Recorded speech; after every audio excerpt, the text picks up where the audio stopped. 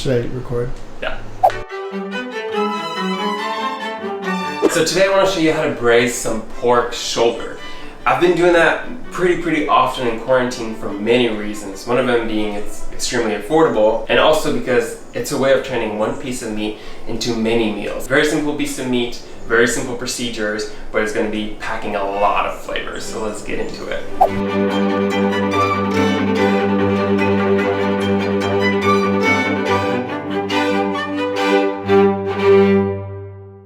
So first off, let's talk about pork shoulder.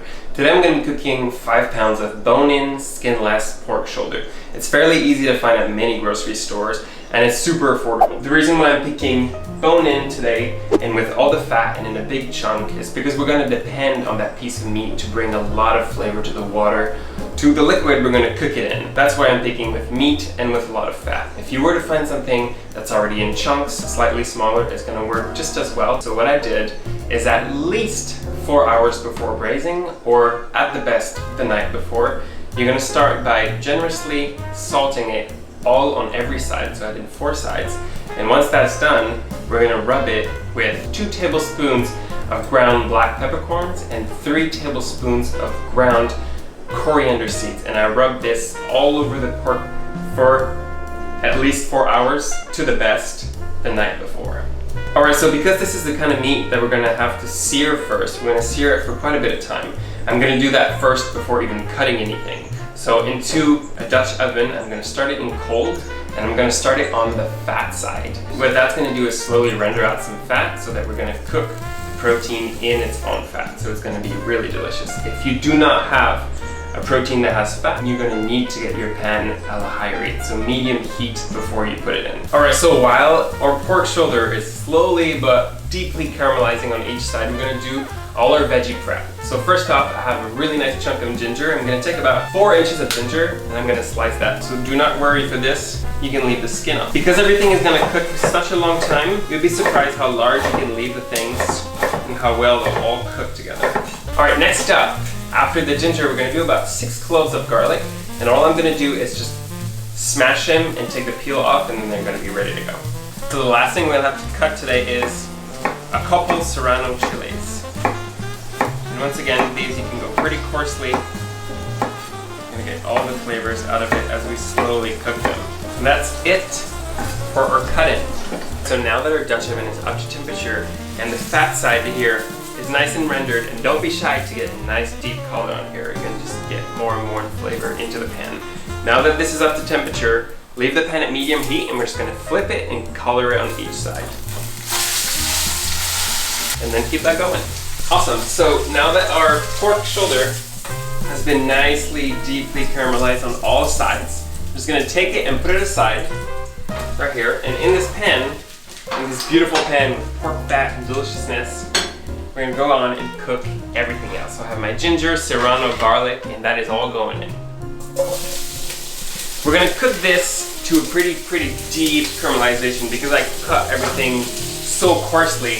I'm really going to take some time to develop and cook them thoroughly and get a lot of flavors. So just in here, once again, we go all the way and we get as much flavor as possible from very little ingredients. So it's been about maybe 6 or 7 minutes that this is cooking, and I'm really enjoying the color that it's getting.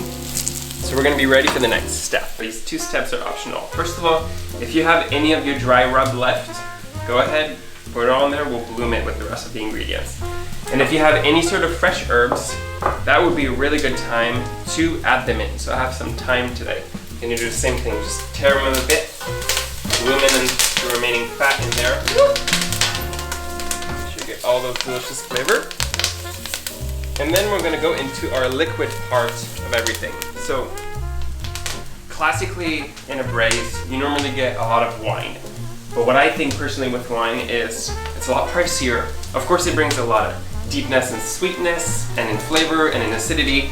What I'm doing is I'm replacing a whole bottle of wine by a can of tomato. I previously used those tomatoes and just crushed them up. So it's a whole 28 ounce of whole tomatoes. Crush them up, and then I'm going to cook them in here, and what that's going to do is the same thing as wine basically. It's going to add a nice amount of sweetness and a nice amount of acidity in my braise. You're gonna start to understand the theme here, just like all the other things we've just done, just like with the meat and with the ginger. We're gonna deeply cook this to really get a concentrated flavor. So we're gonna cook this by about half to really get a nice, delicious, intense tomato flavor. My tomato is reduced now, and I'm very happy with it. So next off, pork is going back in. So it's going in. And also, for most braises, what people would do is use a stock. But because we're using a chunk of meat that has a nice amount of fat, a nice amount of bones, we're going to depend on that to flavor the broth it's cooking in. So I'm just using plain water today, and I'm going to cover it by about 2/3 of the way up. Alright, so depending on what piece of meat you have and how it's cut, the amount of water is going to vary a lot. So you really just want to go 2/3 of the way up with water, and then you'll be good. And also, if you notice, I haven't added any seasoning, because whatever is on the meat is probably going to be enough to season the meat all the way through, and then the broth that's around it. So now we're leaving that on the heat, and we're going to bring it up to a boil before we put it in the oven. I'm going to preheat my oven at 375, and the reason why I'm bringing it up to a boil now is because if you weren't to do that, it would take probably hours for the liquid, all this amount of liquid, to actually come up to a temperature in your oven. So you want to do that on your stove before you move forward. So this is up to a boil. It's ready to be covered. This is going to cook for quite a lot of time, probably up to 4 hours. And I'm going to check it and flip it in about 1.5 hours. So this is cooking for a very long time, but like I said earlier, it's one of those very affordable piece of meat that gains a lot of flavor and a lot of tenderness from a slow braising. So as opposed to sort of like a steak that you pay kind of more money and you grill it, it's delicious, and then it's sort of over.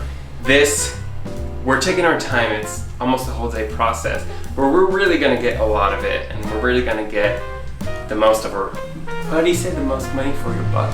Most bang for your buck. And you're gonna get the most bang for your buck.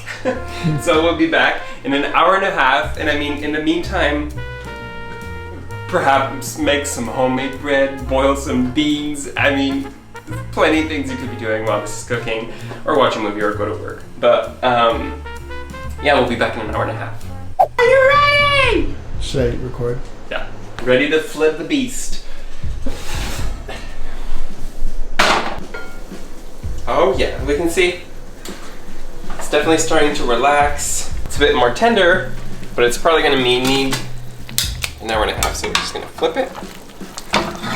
Ooh, look at that. Give it a little roll, a little base. Look at all these beauties.